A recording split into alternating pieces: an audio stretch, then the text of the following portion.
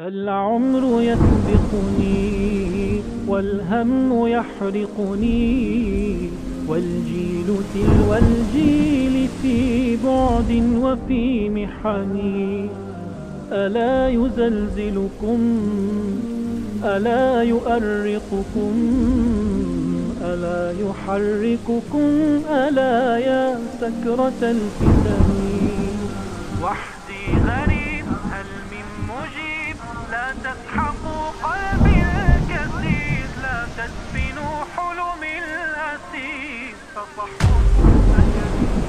نحمده ونصلي على رسوله الكريم أما بعد প্রায় যুবক ভাইয়েরা কমেন্টে প্রশ্ন করে থাকেন, শাইখ গুনাহ তো আমাকে চারিদিক থেকে জড়িয়ে ধরেছে, অনেক চেষ্টা করেও তো গুনাহ ছাড়তে পারি না, যতই দিন যায় গুনাহ কেবল বাড়তেই থাকে, গুনাহ থেকে কিভাবে বেঁচে থাকব? আমার প্রিয় ভাই ও বোন, আপনি যে গুনাহ থেকে বাঁচতে চান এটিই প্রমাণ করে আপনার হৃদয়ে আল্লাহ কল্যাণ রেখেছেন, আপনার ভেতরে ঈমান আছে, তাই গুনাহ পরিত্যাগ করার জন্য আপনি অস্থির হয়ে উঠেছেন।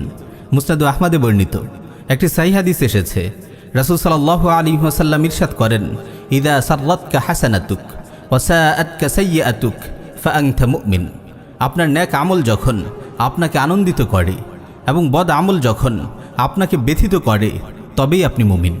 প্রিয় ভাই আমার, আপনি তারুণ্যের সোনাঝরা দিনগুলো পার করছেন, আপনি জীবনের সবচেয়ে গুরুত্বপূর্ণ অংশটুকু পাড়ি দিচ্ছেন, তাই শয়তান তার সর্বশক্তি ব্যয় করে আপনার পিছু লেগেছে।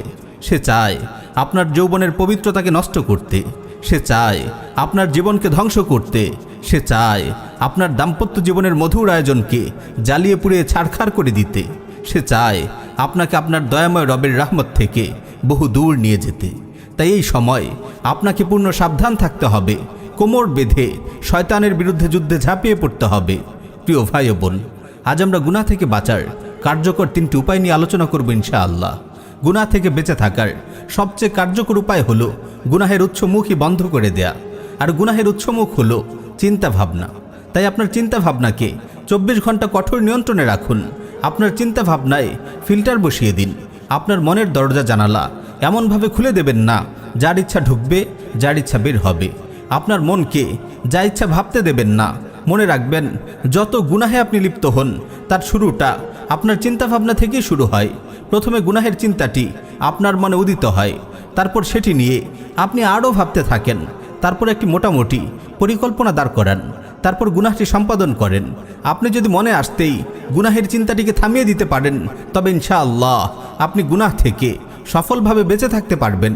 আমাদের মনে সব সময় কোনো না কোনো চিন্তা ঘুরপাক খেতেই থাকে, কিন্তু খেয়াল রাখবেন, যখনই কোনো বাজে চিন্তা মাথায় আসে সাথে সাথে ঝেঁটিয়ে বিদায় করুন, বন্ধ করে দিন গুনাহের উৎস মুখ। মনকে আজে বাজে চিন্তা থেকে দূরে রাখতে নিজেকে সব সময় গঠনমূলক কাজে ব্যস্ত রাখুন। 5 ওয়াক্ত সালাত যে কোনো মূল্যে মসজিদে গিয়ে জামাতের সাথে আদায় করুন। প্রতিদিন নির্দিষ্ট পরিমাণ কোরআন তিলাওয়াত করুন। সকাল বিকালের আজকারগুলো গুরুত্ব সহকারে আদায় করুন। দিনই বইপত্র পড়ুন, আর পুরো দিন কল্যাণমূলক চিন্তায় নিজেকে ব্যস্ত রাখুন। যখনই কোনো গুনার খেয়াল মনে উদিত হয়, আপনি ইস্তেগফার পড়ুন, আল্লাহর জিকির করতে শুরু করুন। মনে রাখবেন, আমাদের মন একই সাথে দুটি চিন্তা করতে পারে না। আমরা যখন জিকিরে মশগুল হয়ে যাব, গুনাহের চিন্তা এমনিতেই থেমে যাবে। প্রিয় ভাই ও বোন, শয়তান বারবার আপনার হৃদয়ে কুমন্ত্রণা দেবে, আপনার অন্তরে গুনাহের চিন্তা ঢুকিয়ে দিবে। শয়তানের একটি বিষাক্ত তীর হলো কুদৃষ্টি। আপনি কঠোরভাবে আপনার নজরের হেফাজত করুন। ফেসবুক, ইউটিউবের এই যুগে নজরের হেফাজত বড় কঠিন ব্যাপার। আপনার ফেসবুক টাইমলাইনকে নিয়ন্ত্রণ করুন। নির্বাচিত ইসলামী আইডি পেজগুলোকে সিফারিশ দিয়ে রাখুন। ইউটিউব অন্তত 20টি ইসলামী চ্যানেল সাবস্ক্রাইব করে রাখুন। অশ্লীল অ্যাডগুলো হাইড করে দিন। শয়তানের নিক্ষিপ্ত কুদৃষ্টির তীর যখন আপনার অন্তরে গিয়ে লাগে, আপনি আর আপনার চিন্তাকে নিয়ন্ত্রণ করতে পারেন না। তাই নজরের হেফাজতকে সর্বোচ্চ গুরুত্ব দিন। প্রিয় ভাই, গুনাহ থেকে দূরে থাকার দ্বিতীয় আরেকটি উপায় হলো সৎসঙ্গ গ্রহণ। আপনাকে অবশ্যই অসৎসঙ্গ ত্যাগ করতে হবে। দেখে শুনে নামাজি নেককার লোকদেরকে বন্ধু হিসেবে গ্রহণ করুন, যাদের দেখলে আপনার আল্লাহর কথা মনে পড়ে, আখিরাতের কথা মনে পড়ে। যতদিন অসৎসঙ্গ ত্যাগ না করবেন, গুনাহ থেকে আপনি বেঁচে থাকতে পারবেন না। প্রিয় ভাই, গুনাহ থেকে দূরে থাকার তৃতীয় একটি উপায় হলো বিয়ে করে ফেলা। বিয়ের অভাবে যেসব গুনাহ হয়ে থাকে, বিয়ে করা ব্যতীত এসব গুনাহ থেকে বেঁচে থাকা এক প্রকার অসম্ভবই বলা যায়। তাই যে কোনো মূল্যে বিয়ে করে ফেলার চেষ্টা করুন।